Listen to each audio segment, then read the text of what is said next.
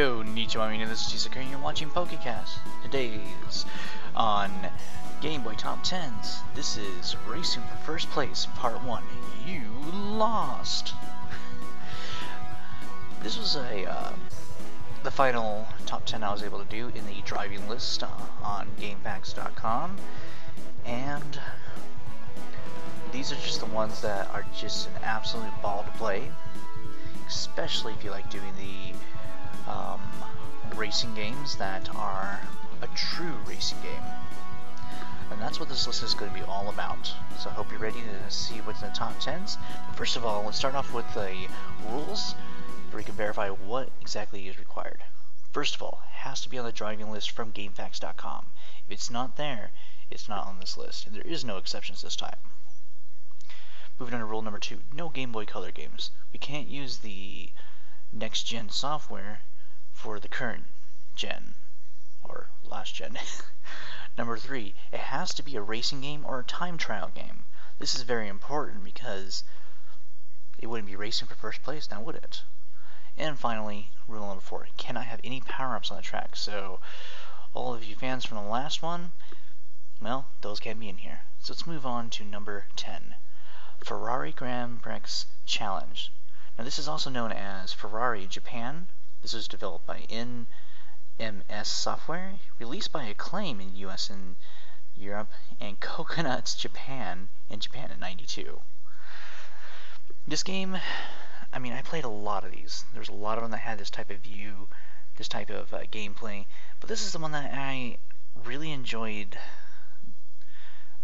just really enjoyed doing. And there is definitely a couple more in this list that the same type of gameplay, but it was just the options that made the game better. I really enjoyed the graphics were really nice, the controls were really good, and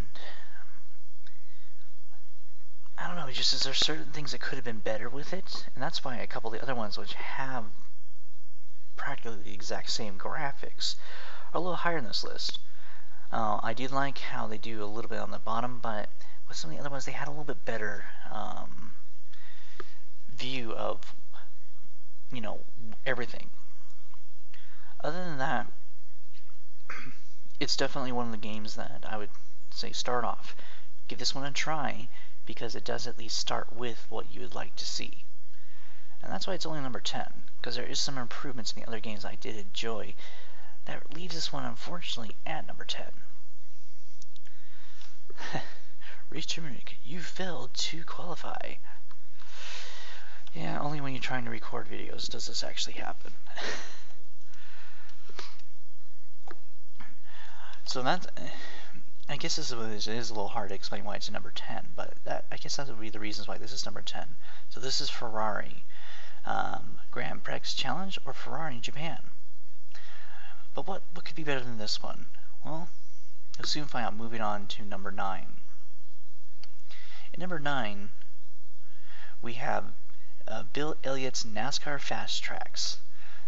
This game was developed by Distinctive Software and published by Konami in '91.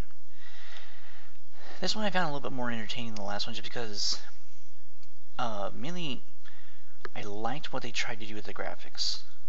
It wasn't as good as some of the other games I played, but I liked how they were able to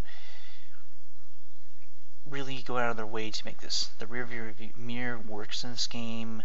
The steering wheel works according to where you're turning. You got your fuel gauge. You got everything you need to really enjoy the game.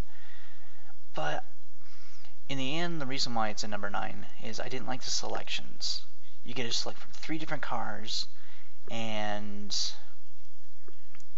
that was really it. I mean, if true, it's just going for one guy, and he's promoting this one, but if it's going to be a NASCAR game, I really want the option to choose more than what they gave us. 3 cars is awesome, but you know, if there's different cars than just 3 back when this game came out, then I would like to have the option to all those. Plus, I'd like to choose my number and the company I'm racing for. Obviously, you wouldn't be able to see what company, but still having the feel of who you can race for would definitely be a plus. And they really didn't give that option here. But the graphics were impressive. And you really had to learn how to drive in this game. It was no pushover. So that's why this one makes it on number 9. Could have been better, but of course it probably was limited by the system. So I can't be too mean to it. But that's why Bill Elliott's NASCAR Fast Tracks is only number 9. The next one was one that will show you why. This was at number 8. So this is F1 Race. This was developed and published by Nintendo, released in Japan in the 1990s, Europe and US in 91. And as you can see, this one does have similar graphics to the Ferrari. And all, I liked how they just simplified everything. They didn't need all these graphics. They didn't need to have everything. And also, you also do have a little bit of nitro speed up, it looks like. The background graphics were a little bit better, but because you can see everything, you would not have to like, okay, this, it made it simplified to where you can see everything. The controls of the game were practically the exact same, but they handled just a little bit better. And even the graphics on the signs were a tad better and a little bit easier to hit. It's still the one thing I do not like about these type of racing games is that their signs are so easy to hit. You know, you'd think of something that big would be so easy to miss, but no. It's like your car's magnetized to them. But I can't hold that against the game, so that's why that is not hinder the game. Other than that, I did like the options they gave you in this game, even though it wasn't a huge amount of options. It's more that the gameplay worked nicely. I was able to enjoy it. I knew exactly where I was on the map at all times, and without having to really guess about all the other stuff, I knew what each of the different things were, which made it nice. And that's why this one is higher in the list than Ferrari, just because it did show, hey, you can do better, even back earlier than the other game. And that's why I really enjoy this one. And that is why this one is number 8.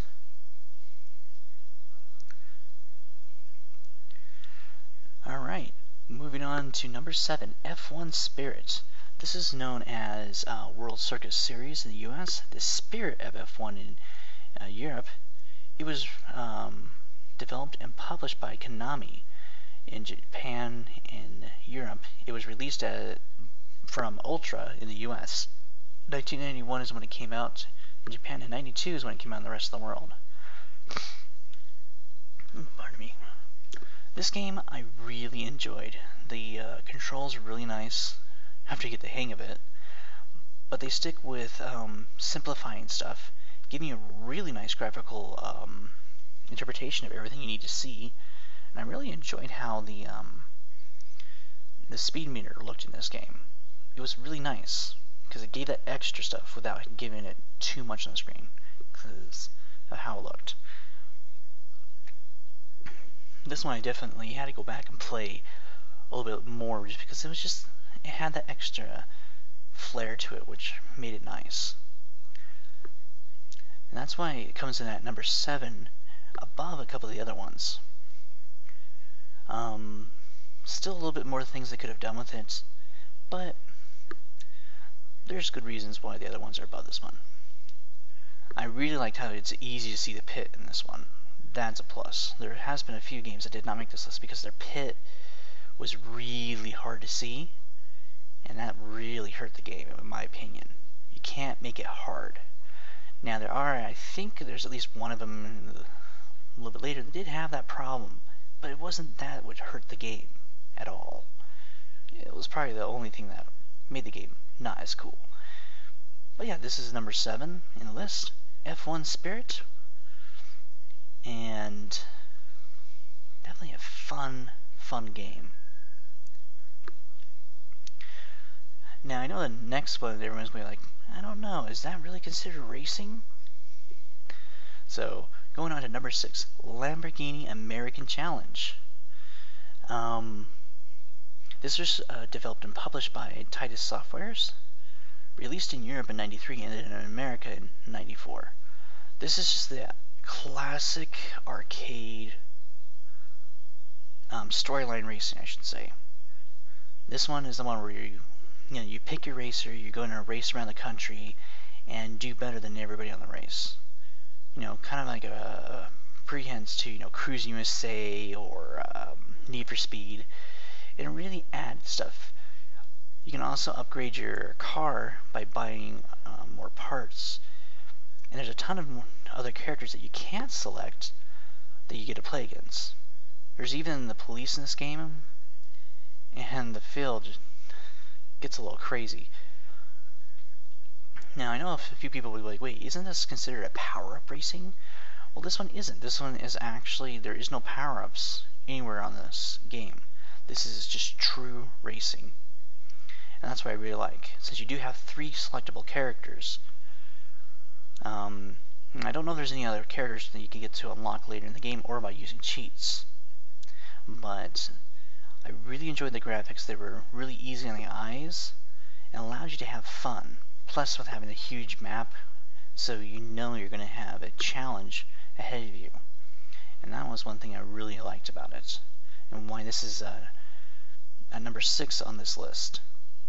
Because since it gave that more of a storyline to it, with everything that we're looking for, this is why it'd be the top of this part of the video.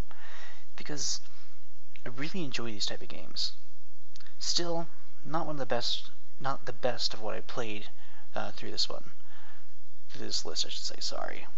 But definitely a fun game. So this is Lamborghini American Challenge, and one I highly recommend to give it a try.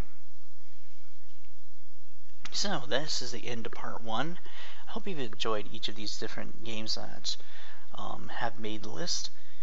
Each of them are definitely worth looking into. But that makes definitely poses a question: what could be better than all of these? Well, in part 2, you'll be able to see why these ones are only in part 1. So hope you guys have enjoyed. See you next time in part 2. This is Sakura saying ciao and sayonara.